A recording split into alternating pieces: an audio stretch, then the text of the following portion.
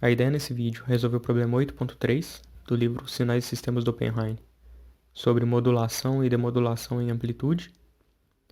E o problema ele fala o seguinte: seja x de t um sinal real para o qual x de jω é igual a zero quando o módulo de ômega é maior do que 2000π. Aí a modulação em amplitude é realizada para produzir esse sinal g de t, que é o x de t multiplicado por um seno de 2000πt. Então, seguindo, ele fala que uma técnica de demodulação proposta é ilustrada nessa figura 8.3, em que g de t é a entrada e o y de t é a saída. Aí esse processo de demodulação consiste em multiplicar o g de t por um cosseno de 2000πt e depois passar por um filtro passa-baixas ideal com frequência de corte 2000π e o ganho da banda de passagem igual a 2. E com essas informações ele pede então para determinar o y de t. Então a técnica proposta é essa no problema. E o g de t que a gente tem ali é o x de t multiplicado por esse seno de 2000πt.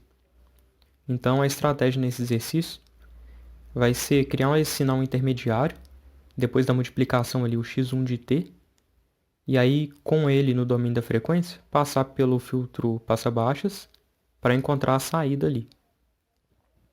Então o x1 de t ele é o g de t que multiplica o cosseno de 2000πt. E aí, substituindo o g de t pelo que a gente tem, o x1 de t ele é igual ao x de t, que multiplica seno de 2000πt e que multiplica cosseno de 2000πt. E aí, passando agora esse sinal para o domínio da frequência, o x1 de jω, então, a gente vai utilizar essa propriedade, já que são 3 parcelas ali sendo multiplicadas. Essa propriedade diz que um sinal x de t multiplicado por o outro y de t, ele corresponde a 1 sobre 2π que multiplica essa integral no domínio da frequência. E essa integral é a integral de convolução. Então é fazer a convolução desses dois sinais no domínio da frequência. Como a gente tem 3 parcelas, vamos dar prioridade então para o seno e para o cosseno, e depois fazer a convolução do resultado disso com o x de jω.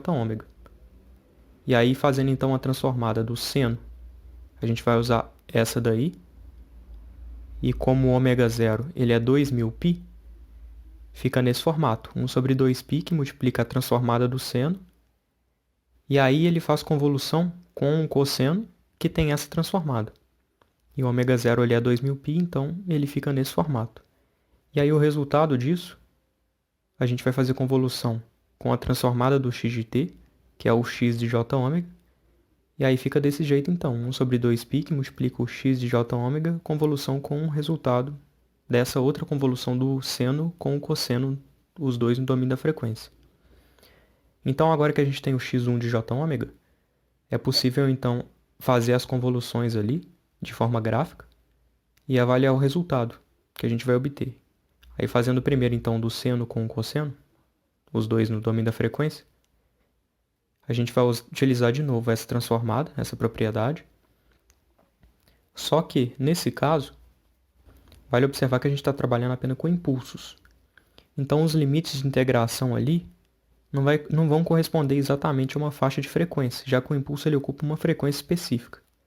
E aí, nesse caso, basta a gente colocar, considerando então que o nosso x ali de jθ ele é a transformada do seno, basta inserir a transformada do cosseno deslocada nessas posições, já que o cosseno corresponde a esse y de j do ômega menos θ. Então, já que a transformada do cosseno são esses dois impulsos ali deslocados na frequência 2000π e menos 2000π, a gente vai deslocar para a frequência 2000π, e aí nesse caso a gente vai ter um impulso na frequência 4000π e outro na frequência 0. E aí nesse caso o peso desses impulsos, basta a gente multiplicar esse 1 sobre 2π, que multiplica π sobre j, que multiplica π. Cortando então o π ali, que está no numerador, com o π do denominador, vai sobrar então π sobre 2j, e esse é o peso desses impulsos. E aí vai valer a mesma coisa para esse impulso que está na esquerda ali. A gente vai colocar a transformada do cosseno na frequência nessa posição. Então eles vão ficar deslocados na frequência menos 4000π e 0, e com um peso ali menos π sobre 2j. E então o resultado que a gente tem dessa parcela do x1 de jω é esse. Só que como a gente tem dois impulsos na frequência zero, um com peso π sobre 2j e um com peso menos π sobre 2j, a gente pode cortar os dois e o resultado fica nesse formato. E aí dessa forma, tendo esse resultado, a gente consegue terminar de encontrar o x1 de jω fazendo a convolução com o x de jω e multiplicando por 1 sobre 2π. O x de jω que a gente tem, ele foi dado dessa maneira no problema, que diz que o x de jω é igual a zero quando o módulo de ômega é maior que 2000π. Então ele vai ter esse formato, se a gente avaliar de forma gráfica, em que a gente sabe que existe algum conteúdo ali nessa faixa de frequência, que está interno ali ao traçado em vermelho, e fora dela, com certeza, o sinal é igual a zero. Então, fazendo a convolução ali com os impulsos desse resultado da convolução anterior do seno com o cosseno no domínio da frequência, como são impulsos, novamente, basta jogar o x de jω em cima deles, né, deslocado nessa frequência, e aí o resultado vai ficar dessa maneira. No impulso ali da direita vai ficar de 2000π a 6000π, e no da esquerda de menos 2000π ali até menos 6000π. E calculando o peso ali, vai ficar 1 sobre 2π, que é o que está transformado ali, que multiplica a integral de convolução, multiplicado pelo peso ali dos impulsos, que é π sobre 2j.